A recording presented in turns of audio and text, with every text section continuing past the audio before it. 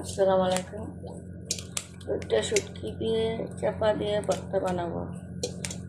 একটা শুটকিটা এমনি ভাজতেছি আর কাঁচামরিচ রসুনগুলো ভাজছি, ছেঁচে ভর্তা বানাবো।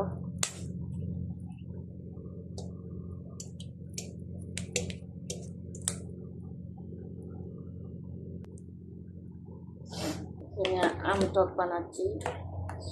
এখন আমের সময়, এখন প্রতিদিন আম খেতে ইচ্ছে করে। এটা খুব মজা লাগে।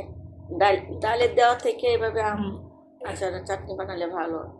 যেভাবে বাগার দিয়ে বাস বানালে আর একটু গুটনি দিব, একটু চিনি দিব, একটু চিনি দিব 1 টেবিল চামচ। শুটকি রসুন আর মরিচ হয়ে গেছে, এখন আমি ছেঁচা দিব। আমার একটা শুটকি ভর্তা ছেঁচে করছি হাতুড়ি দিয়ে। আর এই যে খাট্টা, এখানে হলো সিমের তরকারি শুটকি দিয়ে।